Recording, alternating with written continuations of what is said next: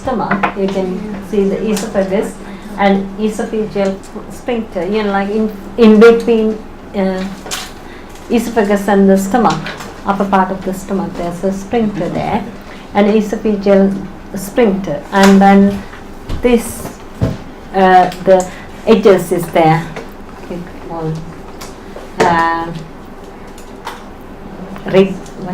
What's this called? Rouge, R-E-G-A-E. What's that called? It's some kind of weird. It's the ridges. Ruggy, yeah. But it's like a French name, not like English. Yeah, I think. French. Yeah. And then pyloric sphincter, and then stomach line is there. And then when you come to the anatomy of the stomach, you can see the whole stomach is made by 3 layers. First one, second one, third one. First one is like in here, we got longitudinal layer. That means it's like one of a muscle is arranged with different way, and then a circular layer is a circular way, and the oblique layer is the other way. And then because they put like that 3 layers, because of stomach needed to protect it by the other place, and because why there is big deal happening inside the stomach, because it's like a cooker, is it? You're a cooker, it's more than a cooker. You have fire in your gas cooker, you can see, like you don't put your hands in, is it?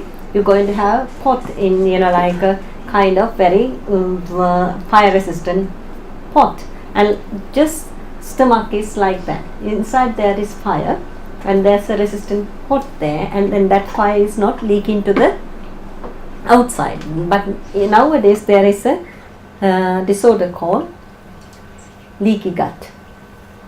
Leaky gut. They always come in and said to me, I have a leaky gut syndrome. I thought, Not what everyone recognizes. I was talking to a GP about it. Yeah. And she said to me, it's not, it doesn't actually happen. Yeah. But when the GP doesn't have anything to say, they call, oh, you got a leaky gut. Yeah. And there's a few research I've read about it. It's been done, but it's not recognized, and not many GP recognize it. Yeah, because it's like leaky gut mean the fire is going out, the flame or the rays, like kind of aura, pages, it's not actually nothing you can see outside, something is coming out. But actually the people feel like something is, digestion is not working because the fire is not inside. And then that's, it is some GP said something, some GP is not saying in, but a lot of people who comes to see us say my GP said I got a leaky gut syndrome, kind of thing. And anyway, I don't recognize it either myself. And there are 3 layers of the stomach, and inside that you can see some kind of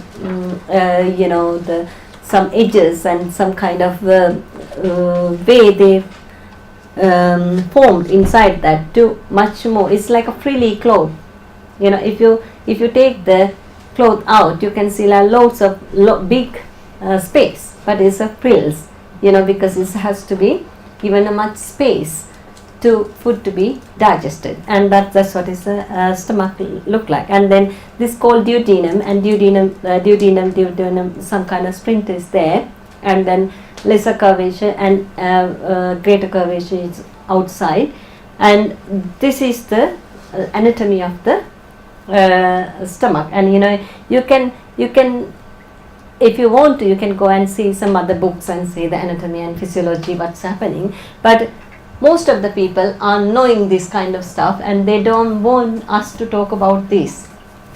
They, especially Ayurvedic doctors, Ayurvedic people, us, when we talk about endlessly about this kind of anatomy and the physiology of that, they think you are not Ayurvedic doctor. I've gone to my doctor to listen to this all. And then you have to be fine line. We have to stop and we have to start.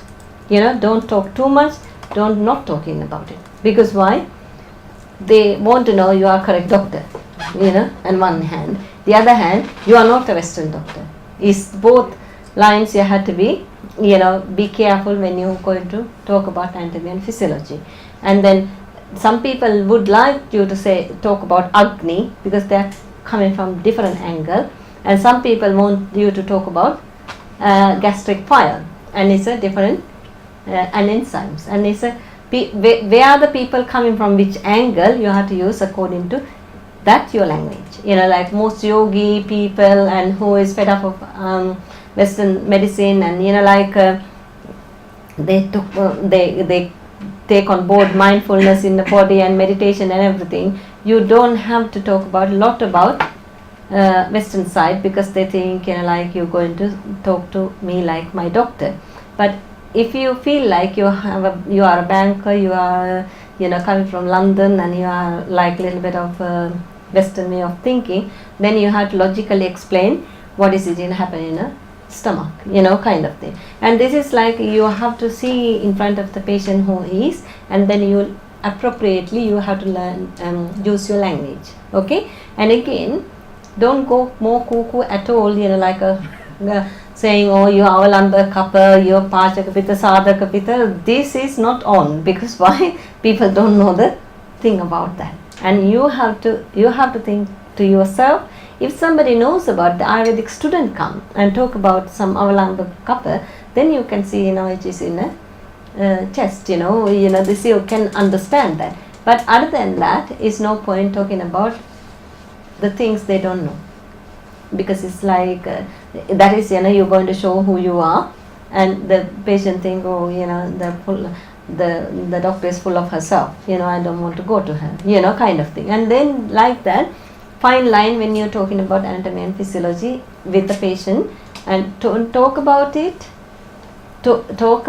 according to the patient. Okay, always. And then when you come into the indigestion, dysphagia we call pepsia, and what is the indigestion mean? If you go to doctors, if you have to go to doctors for indigestion, what kind of symptoms has to be? Bloating, burning. Yeah, and if you have some food, you have indigestion. What is happening to you? Oh, I'm a little bit indigested. Nauseous and burping, discomfort, bloating. You can sometimes taste acid reflux. Acid taste in your mouth, and you feel like this sleep your energy a little bit down, and that is the indigestion, like make you feel like normally. And if you have to go to doctor, Maxine, what should happen to you? If you have to go to doctor. Yeah, if you feeling like, oh, I have to go to doctor, because these feelings everybody had it, you see. Oh, if it's going on, if it's every day, if it's not going away. Yeah, if it is not going away, it making your life, discomfort. Like I can't do my day-to-day things without thinking about it. Like it is causing me some kind of trouble to my day-to-day lifestyle, and that means you're going to go to doctors, and that the first bad thing you ever had done. Because you stayed with it, you had to find it. What is this? What is happening to me? What is it? And because indigestion can cause you cancer. End product is a cancer. And then there is a way to go. And this is the first sign and symptoms. We can, if it is a cancer, this is the first sign and symptoms. You have to identify and snip the bug, which is indigestion.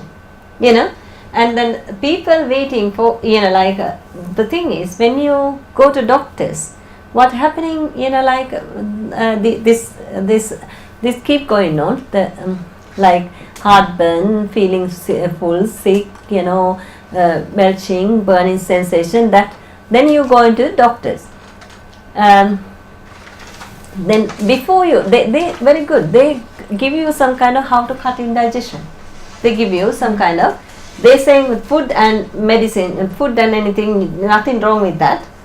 There is no particular things to you to do, but cut down the tea, alcohol, coffee, and Coca-Colas, and stay upright in nicely. Their posture, you have to careful, lose weight, and don't eat 3-4 times. 3-4 times. So before you go to bed, don't eat, and less rich food. Don't take ibuprofen, aspirin. Don't smoke. And this kind of thing, what they're saying about the digestion, indigestion. Acid forming food is. Yes, but it is what they're saying about the digestion and everything. You can cure yourself. You don't need doctors or antacid, is it? You can cure yourself. And rather than they go in that, they give you with that ibuprofen. And that, not ibuprofen, antacid. Like, Gaviscon or some kind of any other medication for the antacids. What happened in that? People don't care about what they do. They keep going on. You see? They not cut down the tea, coffee. They're drinking alcohol. They're smoking. They're overweight. They're eating fatty, spicy food. And then after they have the indigestion, they have a Gaviscon. And what happened then? It's not going. It's like you first hurdle, you jump into the second one. Now the body is not giving you any sign and symptoms because you covered up with your tablets. Because if you act nicely, you can take the thing away from you.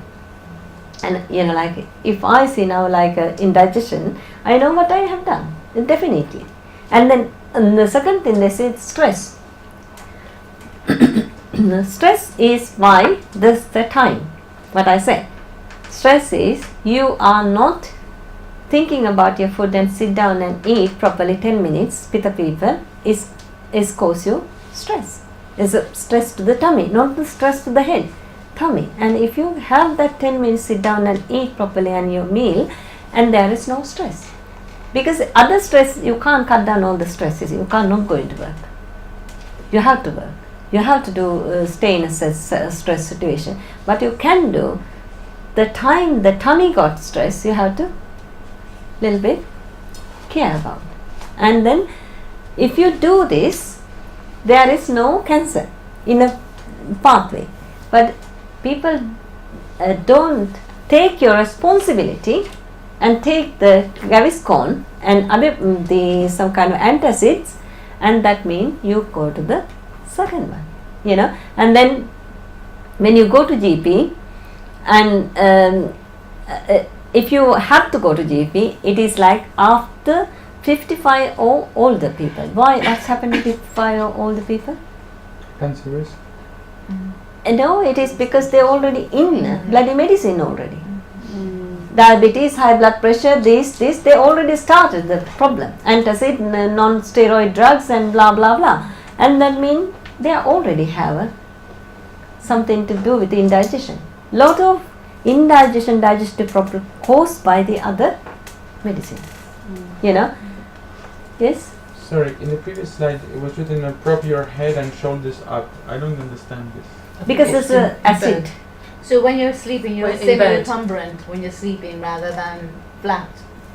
They do suggest that. Oh really? Yeah. Just to not sleep flat? Yeah, because obviously when most people form acid on there. So if you're forming acid, even though you're not eating anything, so they say you sleep on a semi-recumbent position, so that you're not dying. So it's harder for it to come up. So because some people have like their valve are incompetent or they've got so and then Ayurveda says is sleeping after eating. How do you sleep? Is turn it to your right side, and that means your stomach is left side. Your stomach is in that side, so and that means there is a fundus is upright. It's like there is enough space to food to go here and there, and same times it doesn't go up because it's a whole food is going into the stomach and it is not coming out and it is going other way. But they ask before you go to sleep, you have to stay upright for 2 hours, because that's what they say, 2 hours before you eat, and because otherwise they give you some acid reflux. End of the day, there is this space this is called fundus. There's a fundus, there is an air bubble there, and that's what is it's like the thing the builders use what is called spirit level, like spirit level, and then they're going up and down, and then this is the spirit level, and then always is like fundus is keep holding by the air bubble, and then what is you lie down, what happened, the balance of the air bubble is moving, and that means your acid is not supposed to go there very much, and it is like when you breathe in and out, it's easy to handle with the air, like the diaphragm and fundus is going up and down, it's a balloon, but if you stuff with the food or acid, what happen, you difficult to breathe. That's what is after indigestion you difficult to breathe. Of people who overeat as well. Yeah. If you overeat as well, where is it going to go? Where is going to go? And this I would always say 1/3 has to be empty when you're eating, because of the fundus has to move, the air bubble has to move freely up and down. But if you overeat and this air bubble stuff in a corner, and then they can't go anywhere, and then when you breathe, like you can't like properly breathe because somebody is pushing your tummy, and sometimes you can be bloated, and that's all is coming like I have one of patient, the Caroline is not in a course anymore, is it? And her husband came to see me, like one of a patient student in here, and then did I say it to you about the patient who choked, and he said you might die, because he not, without knowing him, he's when he waking up morning, he's a 35 years young quite good guy, and all vomit in the bed, and he doesn't know he's vomiting. Wow. And he doesn't know he's puking, and then the girl said to me, it's really embarrassing for him because his smell is horrendous, because the acid is coming and whole place is like her husband smell, and then he's really embarrassed about that, and he's feeling like, and he's in a 3-4 consultant, and they said we can't do anything, and then he's very pitta, he can't do anything. What happened is his acid is coming, that is fundus is not working, like this air bubble is, they don't say anything about the air bubble or anything like that, and said somehow he is bringing the what you call the acid in without his understanding or knowing, he is vomiting, and that caused him to choke, because he doesn't know, and choking mean what happened? He's aspirating. He's aspirating and he could die, and that's what they given a choice, like hello. And somebody choking in a sleep, they can die because they don't know. And then when he comes to see me, and then I explained this, and he said, absolutely, I feel the same thing. I feel like my something is not working, and I give a lot of treatment to like water. Cut down the pitta diet and everything, increases water and increases the digestion, improving a lot of digestion, completely gone away. Completely gone away. Agnidipana. Yes, completely Agnidipana. And then this is unbelievable. That girl say unbelievable. After 3 months, no having any vomiting at all on sleep. But one day he had the choking, and not choking, he had the alcohol, wine, red wine, and keep like acid form, and then Agnidipana didn't work that much, and then he has the vomiting. And then sometimes some people can't understand. This is very important place, like you have to keep the fundus, empty. Air bubble has to be move around nicely. Then you feel lighter because you're upright. You're not heavy. You're not like grounded by the, otherwise your stomach going like down. And come the indigestion, and why you going to doctors? How they, when they go to doctors, what they doing and what they keep saying? They're going to either they have to give a medicine, and this all alcohol, hydrogen. Oh yeah, this one is, remember, this indigestion can cause you. Somebody has hiatus hernia, stomach ulcer, stomach cancer, Helicobacter pylori infection (HPI), and then esophageal disease. And these kind of things, people already had it, they can have indigestion. Okay, and that means this can cause you the indigestion cause you this problem. This no first thing is that if somebody have hiatus hernia, you know what the hiatus hernia?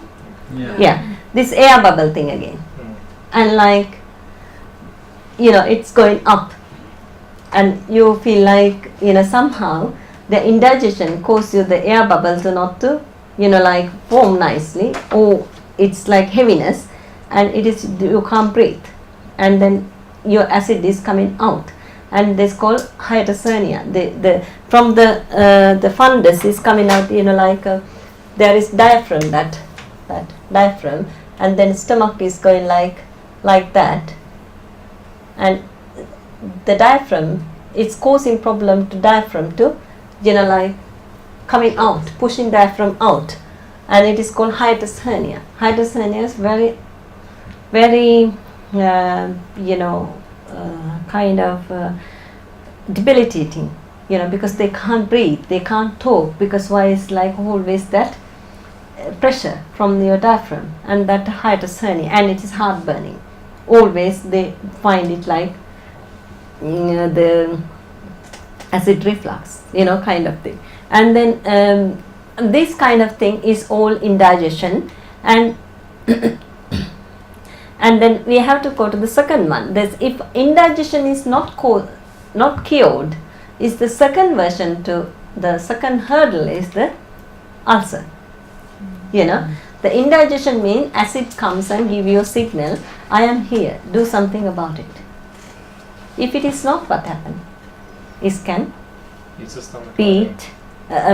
eat stomach, and that cause gastric or peptic ulcer. And what is the difference between indigestion and gastric and peptic ulcer? Basically, you've eaten through a layer already. Yeah, and that means pain. Pain and bleeding. Bleeding, and it's like a wound in the stomach, and that means you put all the time thing into the wound. What does it feel like? Excruciating pain. And if you have peptic ulcer, gastric ulcer, duodenal ulcer, you can feel like very much pain, and there is a duodenal ulcer. Duodenum is here, and you can have duodenal ulcer and peptic and gastric ulcer in here. And difference between peptic ulcer and gastric ulcer, what is the difference between them? Gastric ulcer is when you, before you eat, you feel like the pain. Peptic, the peptic or duodenal ulcer is after you eating, you feel like pain, because food is traveling the time, stomach, duodenum, and then the thing is, are you with me now a little bit? Gastric and peptic ulcer, or gastric ulcer and the duodenum ulcer. Gastric ulcer is in a upper part of the stomach, and that means the food, before is putting the food in, or just after you put in food, and it is kind of painful, because it's already gastric juice is flowing, and it is causing you problem in there. But duodenum ulcer, the food is traveling in digested food to the end of the stomach, and that means it takes some time, and that means your eating act of eating is finished, and then you feel like you have pain, and then some people saying, I have pain before I eat, still the ulcer.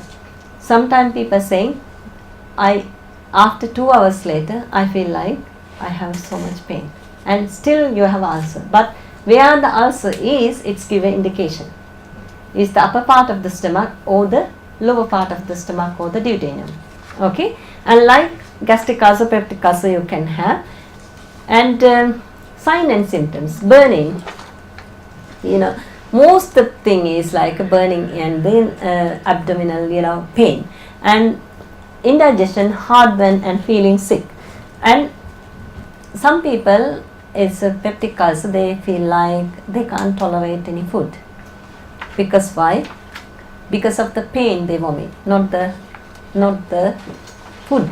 Because they, like body impulses come in, like I put in some food into the wound, and then what is doing, like you do have to get rid of the food to feel like better, and that means you vomit, and then you feel a little bit better because this food is not touching your tummy again. And like that they induce, sometimes some people who has gastric ulcer, peptic ulcer, they induce the vomit to feel better, or they don't eat to feel better. If they don't eat what they have, more acid is coming and more ulcer is going to be bigger. And there is no cure for eating or not eating, you see? And people say vomit, then the acid will start to go into the esophagus as well. Esophagus, and it is causing a problem, is a heartburn. Like then the acid is saturated in the stomach a little bit. It's becoming like coming up, and it's feel like heartburn. It's easy to come up rather than down because it's easy. The sphincter is open, and then esophagus feel like this area feel like really. That means they don't call stomach burn, you see, they call heartburn. Because stomach is not burning. Why is that? Because stomach is used to have a fire. Supposed to have the Cl acid. And when stomach have ulcer only, they can feel the pain, wound.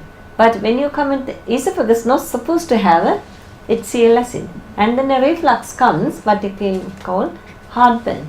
And heartburn is normally, this very careful about the people and the heartburn and the heart attack.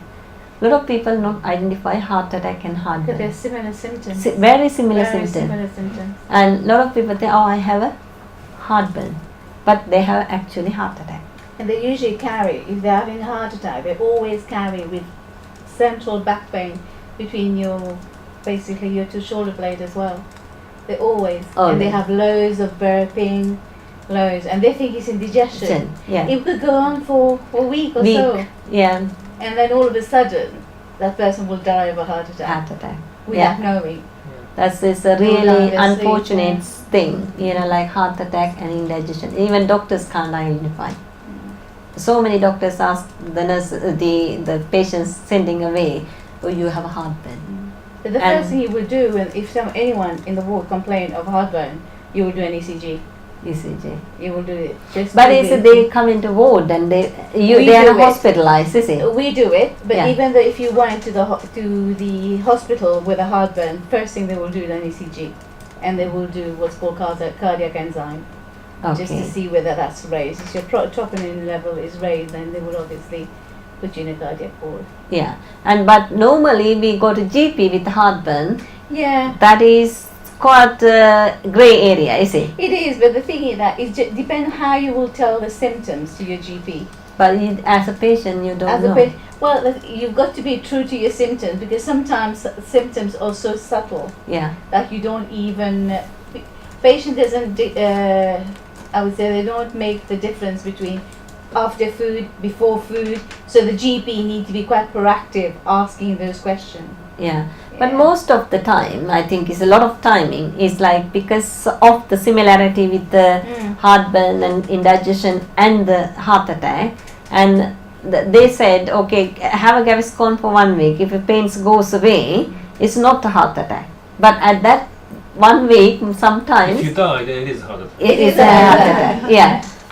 It is heart attack. It would die. But some people even don't go to their GP because obviously they think, oh well, something I've eaten.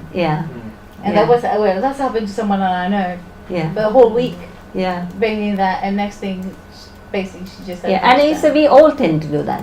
We all tend to, and every time you have indigestion, you don't run to the heart ward and Because I'm having a nowadays heart it takes attack. 2 weeks to get an appointment to your GP anyway. Yeah.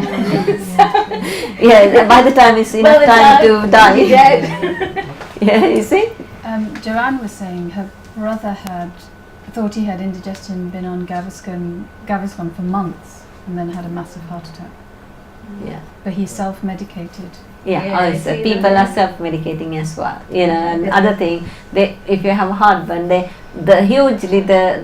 advertising go and have, oh, you have a heartburn, go to the pharmacy and get the Gaviscon, and that is like the long, and that is very important. Your explanation when your heart attack, if it is a heart attack and indigestion, how do you define that one? You would, if let's say you're having symptoms of heart problem, it would not go away whatever you're doing. It'll be there all the time. It'll be in the background. It'll be subtle. But indigestion is like that sometimes. Yeah, but indigestion, it'll be chronic. Yeah. It will come in. You eat something, it will go away, and then that's it. You won't even have it until probably next time you. But you would, anyone that's having a heart, it will be in the background. They'll be burping all the time. They'll be having, there'll be discomfort, shoulder, neck.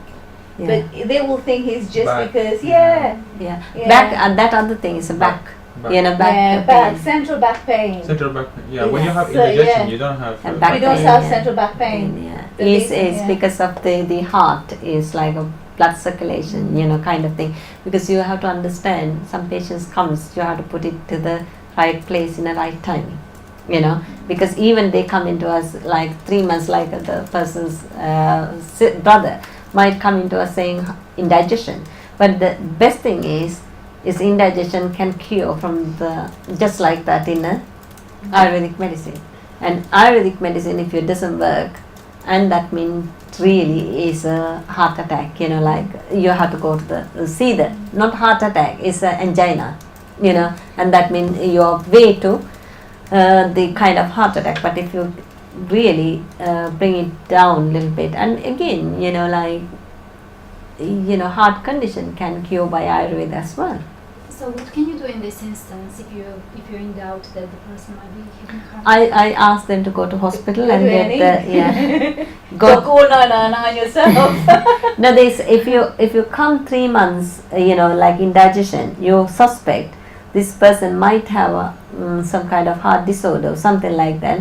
But you have to do, because already 3 months gone, they have to ask, what I do is go to not to GP, go to the A&E. Because A&E is the best place, because they anyway they give a ECG, heartburn, and that means better to, if you say go out to your GP, and GP is 1 week, another week, and then GP has to put it to the hospital another 2 weeks, and by the time they're going to be having the massive heart attack.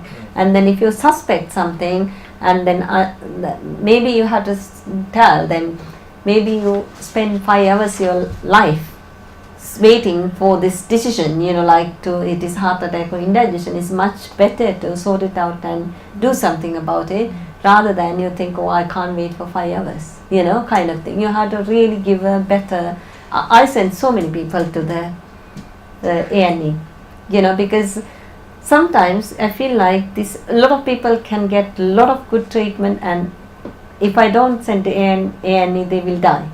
And that kind of patients I have in my list. I sent, you just go to the A&E now. With the children sometimes, like children, they have the meningitis symptoms, and they come in like, oh, they feel fever, and then now you go to the straight away to run to the hospital. And then because mothers doesn't suspect the symptoms. Why meningitis? Meningitis is really causing sudden death. They say there is a meningitis because of skin and the neck stiffness and the flu. And the patient comes to us like a little bit of flu or something like that, under the weather, and she can't get up. And sometimes when you see, you can see there's some rashes and the stiff neck and the flu.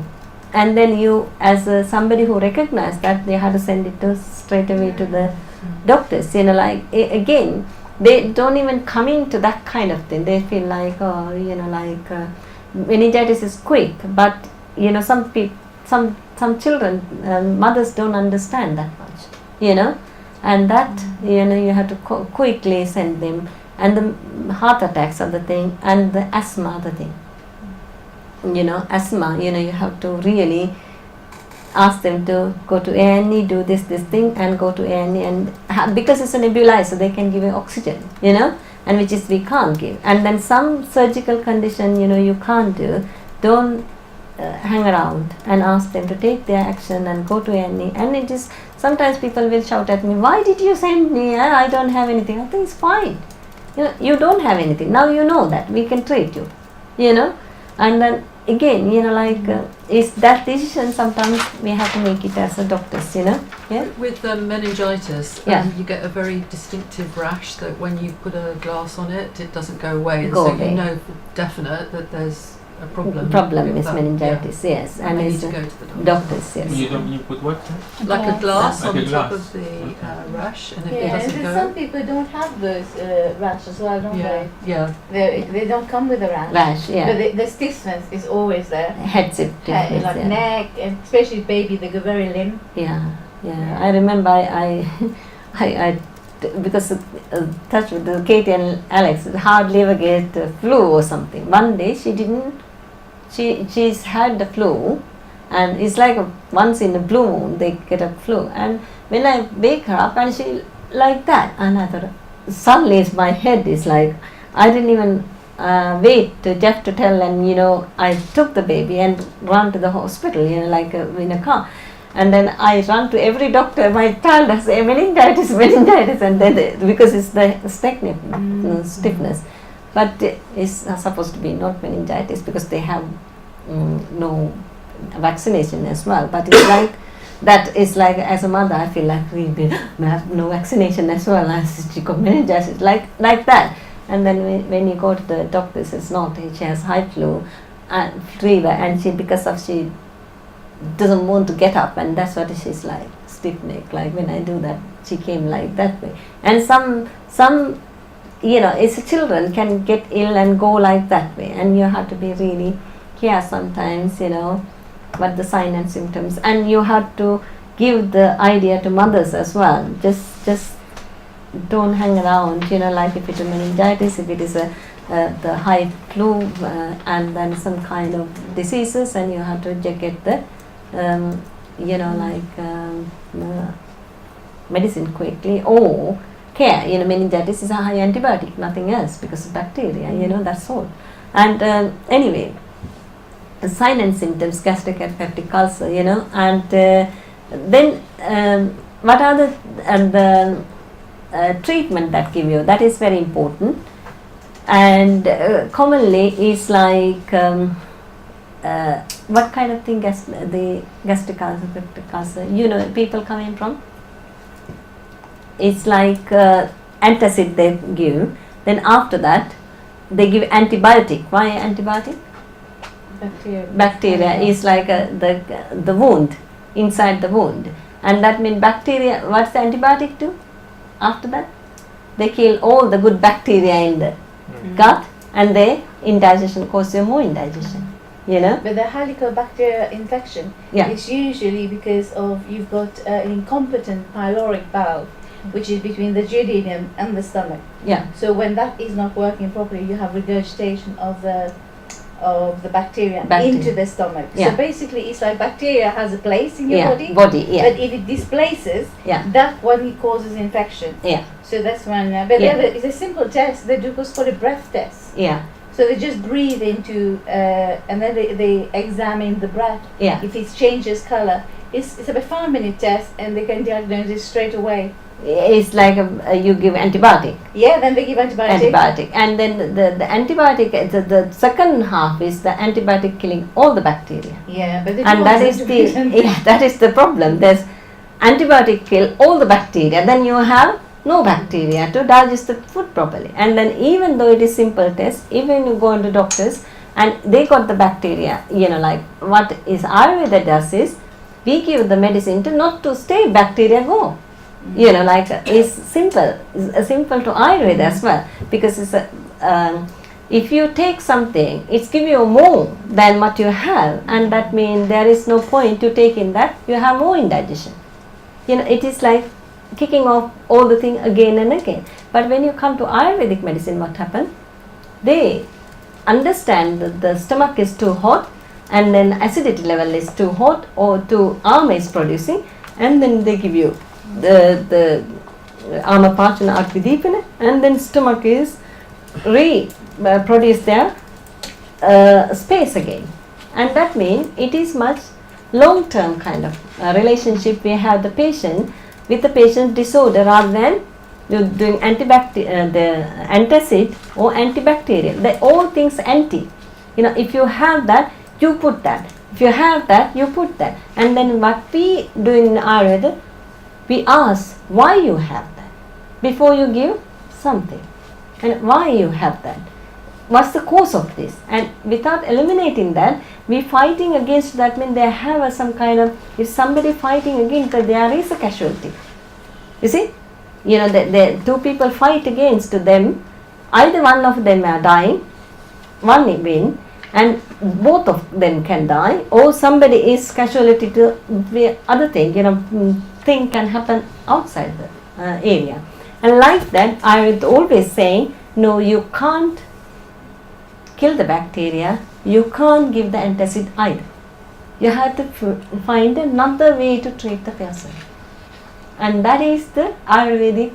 Ayurveda can cure the digestive tract disease, because we don't go to that place. And the other third one we using, one antacid, second one antibiotic, anti-inflammatory. Why you anti-inflammatory? Steroids. What does the anti-inflammatory do? Inflammation calm down. The inflammation mean, what is the inflammation? Why inflammation need to be calmed down? Anything is a wound is there is inflammation, is it? That if you have a wound, or if you have somebody hit you, and there is inflammation coming. Inflammation means redness, hotness, irritation, pain, and this kind of thing can come. And then this, if it is a wound, there is inflammation going to be there. You see, inflammation going to be there. And then if it is wound, that's kind of serum is coming out. Then inflammation going to be there. And then like always, inflammation going to be there if you have a wound, or if you have some kind of unnecessary thing going on inside the stomach. And then third thing they give you is steroid. What steroid does then? Antacid kill that acid base balance, and antibiotic kill the bacteria, and then anti-inflammatory, what is then? Bringing the immunity down. Yeah. And then there is no nice bacteria to help you, because all killed by now, and then your immunity coming very low. And that when you eat anything, what is it doing to you? And it is like it's promoting lot of armor, because its body doesn't know it is a good thing or bad thing you're putting, because the immunity is very low. And immunity low mean what is it? It is given your body to beyond your control, take everything, because you're not reacting. And then that means if you have antibiotic, anti-inflammatory, and antacid, you can go and drink alcohol. Is that given you any effect on you? No, because you've been in antacid, and that means acid is fine, and antibiotic fine, my bacteria fine, and it's like your inflammation fine, because I lower the inflammation. And that means where it's going to go then? Armor producing is circulating on the duodenum, and the other, what is supposed to not go is going. And that means bowel cancers, duodenum cancer, celiac, and this whole second one is happening. There's third step. First step is gastritis. Second step is inflammation, bacteria. Then because of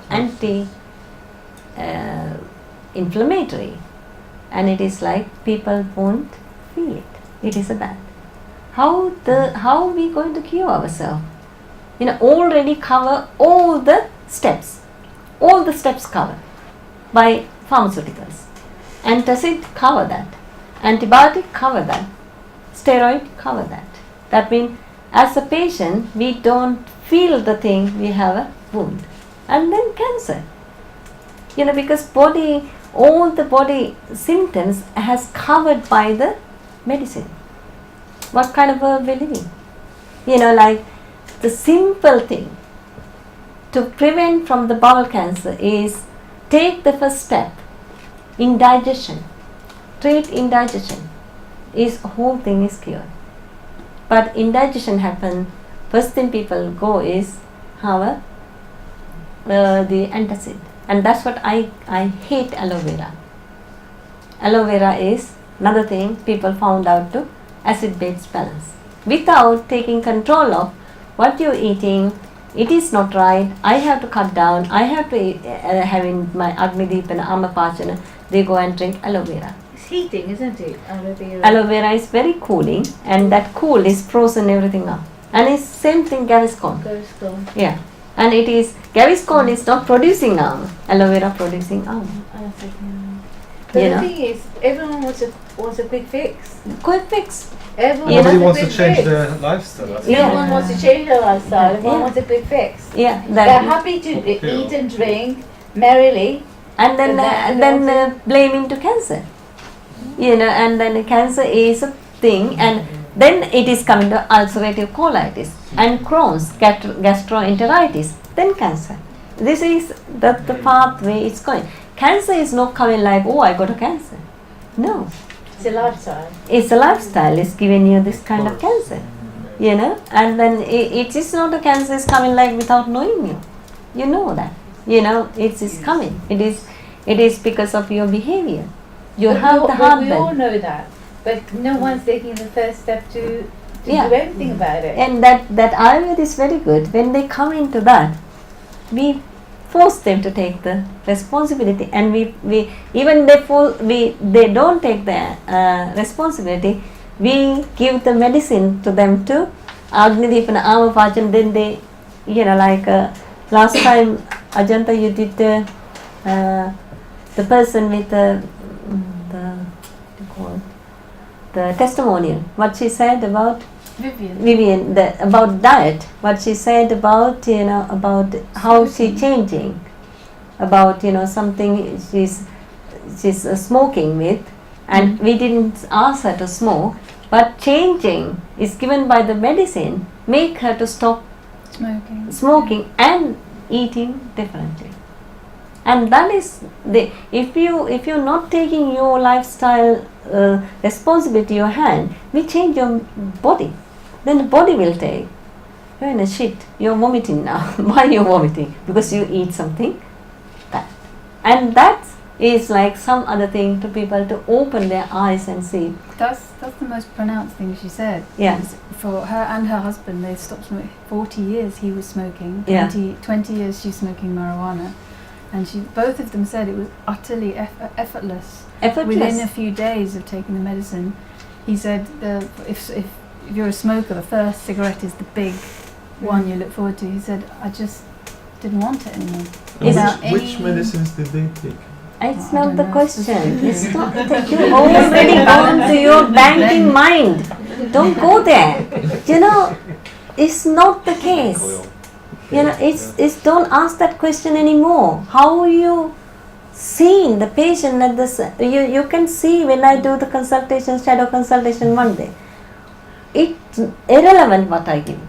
You can give some kind of dust to them, and your effort need to be there. And then you have already known. I don't have to tell you what it is. You have 5 digestive tract problem diet, like the medicine. 5 things to Agni Deepana, 5 things to Amapachana. I never ask Vatsala what medicine you give it to patient, because it's Vatsala's problem, Dr. Vatsala's problem. My problem is my problem. It doesn't cure anything if you feel like what I given to you is I give the same thing to other patient. No way. I have to, anybody who, the other doctor is coming, I have given a wide range of medicine. Use how you feel, how you want to see. And then even you go to Dr. Vatsala and me, you see, we given different medicine. Totally. But it's like if you ask same question me and Vatsala, we will give 2 answers. But patient will cure. How is that? That's the beauty you have to tap into. It doesn't matter, Noel. Don't ask that question. What the medicine you're giving is the primary question, is the human, intelligence, primary intelligence. What is it that I want you to have wisdom rather than intelligence. And you coming from the area is like the intelligence all is like what you know, how you regurgitate, how your memory regurgitate, and you can do brilliant. And it is one place is very good, that knowledge. But here you have to understand the wisdom. How you understand the patient, and then how you use your medicine to cure that person is really simple. And then if you ask that condition, somebody coming to, Vata type person, that's very good. No, I will take you now. What medicine you going to give, I will going to give you the way to go to your wisdom, okay? And then because you have it, and don't listen to my wisdom, have your own wisdom, okay? And then when you Vivian kind of person come with she's very thin, very tall, very petite, and emaciated kind of look, and she's black ethnic group, and she's very anxious, anxiety, and she's having loads of marijuana. She doesn't feel the hunger. Okay, now that patient coming to see you, what should you give, and how do you act for the patient to stop? Don't even go to stop smoking. What you've seen from the patient now? Yeah, Agni Deepana, obviously. Yeah, what your sign and symptoms and dosha, what you see? Vata imbalance. Yeah. Obviously smoking marijuana, anxiety, point towards Vata. Yeah. The Vata is thin, point towards Vata, petite, point towards Vata, everything is point towards Vata. Yeah, and then you have to give her a lifestyle and the advice. What are the lifestyle advice and the dietary advice you're going to give it to patient? Lifestyle is have a routine. No. All the time don't give a routine. It is again primary, okay? Vata type, because they can't do it. Never give them what they can't do, okay? Eat something you like to eat with a, when you're hungry you eat it, okay? And then eat something like mashed potato, butter, and then whatever cooked food, and then lot of rice, warm and chicken and broth and this kind of thing, okay? Then go ahead with that. Then lifestyle, and she's anxious, she's worried about everything, she's she's running around, and what's happening, and she doesn't go to sleep, and before you go to sleep, what she has to do? Take a dietary. Food wise, glass of milk with cinnamon, cardamom. Cinnamon, saffron, cardamom, and then that kind of thing, and then ghee is very good. I asked her to take 3 times ghee. Yes. Half a teaspoon is later on, but now this first time. And then what are the other things you have to do, medicine wise? So CHHW before food. Yeah. After food, it would be. Why you not giving ashwagandha? Ashwagandha, because first I thought you have to wait. No. I think it's right what you do. Why you not giving that? Because the acne is not there yet. No, she's already hyper. Aggravating Vata. But if you give it with Shatavari, it's good. Or with ghee. Yeah, ghee or Shatavari, and that's what Ashwagandha and Shatavari together we give. Okay, and yes, you don't touch Ashwagandha Shatavari first, fine, and you can go Chyawanprash. Yeah, you know the Chyawanprash? Yes. And some kind of jam, Soma jam in the morning, and like kind of thing is very good, because why? She wanted to have energy, she's have to have grounded energy and sweet taste, and she feel better with that. Okay, and then that, and Hinguvashtaka, then what do you have to do? Then night. At night Amapachana. So Dhatri. Dhatri might be a little bit bigger for her, because why, she is already emaciation, not sleeping, and la. You start with Triphala sometime. Triphala? Yeah. Dhatri good. That is better for when you don't sleep. Yes. But again, Dhatri is having a little bit of because she doesn't eat very much, and that before light one is much better to start with, and that's what I given. Okay, Triphala. but which is don't ask me, you know that, and that whatever is it, you have to act to that. Okay, and this is the thing, you know that. Without having, like intimidation, do it. But the thing is that I think whatever medication you will give a patient, unless they're compliant, they will do, and they have to own it. And do they it. Have to, so whatever medication you give won't work if they don't take it. Yeah, and it's dependent on how you explain to even Vivian's case. First Dr. Vatsala taken her. When the Vatsala gave it to me, like a second, third consultation, she was out from the marijuana, and it's about Vatsala's word, Dr. Vatsala's word.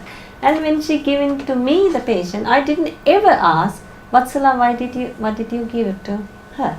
Then I am going with my ways with her. Can I ask, why did you give her Hinguvashtaka? Why is that? You tell me. Now I am asking question. Anything you say. No, because I thought that was good for the asthma. Hinguvashtaka. No, it's Agnidipana. It's the best Agnidipana you can take. I'm thinking of the other. Yeah. There's another one that begins with. And rather than giving her routine, what we give in Agnidipana, and that is why we don't give the routine. She'll want to eat if she has. Yeah. After because the routine freak them out.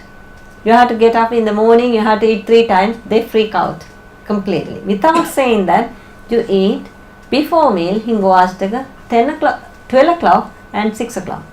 After 12 o'clock you are eating Hinguvashtaka, you are starving. You don't have to give a routine. They eat. After you having a 6 o'clock Hinguvashtaka, they starving. They eat. They don't know even they do a routine. Which what you are doing is taking the things to the advice to your hand, act accordingly. You give it the morning and night, and that you 100% sure this person going to be hungry in the morning and evening. And then don't ask her to have a 3 times meal. Ask when you're hungry. If you want to have 3 times meal, have Hinguvashtaka 3 times. Morning, lunch and dinner. And then definitely they are hungry. They're going to eat. And that way they are not freak out. More the time freak out with the routine business. If you ask them to go to sleep in 12 o'clock, 10 o'clock, they feel like, I want to, I can't sleep. Because how much they want to sleep, because somebody is rooting and kicking you to your head. Oh, I should sleep, I should. It's make you, and not doing it, do Dhatri. And they can't wake up, they go to sleep anyway. What you're doing is taking the control of the patient to your hand rather than giving the control to them by the medicine. Yeah? So just on a different, maybe slightly different point, I'm thinking about ulcers and all of that. Yeah. And would they be, would the juice, no, the juice of aloe vera, the bitter gourd, be useful? Yes, but it's kind of raw vegetable, is it again? You have to have cooked vegetable in here. It's like, you can't, because it's even though you juice it, this blah blah blah, still it is the raw vegetable. And if you cook and eat, it's different story. and you have to see why it's not doing that, you know, because if it is doing that, I might be using, but it's not, because why? It's still the raw juice, and then body can't handle that, and you have to cook and give it to them. Okay. And you're brave, you know, you're still asking me questions. I'm not intimidated. That's fine. It's good. Yeah. I think the food is ready. Food is ready. Food is okay. warm. And you eat. Then we can come to the Ayurveda side. I'm not going to talk about loads of Western side. When the Ayurvedic side comes, I will go to Western side and explain. Okay. You know the pathway to Western side. You go and see about, you know, what is it, you know, like your, you know, how is the Western way the disorder is forming, what kind of medicine you giving, and you know that what is the pathway it's coming. Gastritis, you know, ulcers, and gastroenteritis, and celiac and Crohn's, colitis, celiac, cancer. That is the pathway. Okay, this all in the one path is developed into the cancer. Okay, but one thing is acute gastroenteritis. It is because of some food poisoning, some kind of acute one. It is can't cause you the problem like cancer, but after acute gastroenteritis, digestive fire is not forming into right way. It's starting indigestion, then again come into the pathway. Okay, and like that. And anyway, enjoy your meal, and then I'm going to do Ayurvedic after thing, and I will come to the Western wise a little bit if you wanted to, and otherwise Ayurvedic thing we are going to explain. It's very interesting. Anyway, enjoy. You know, you're a brave boy. You know.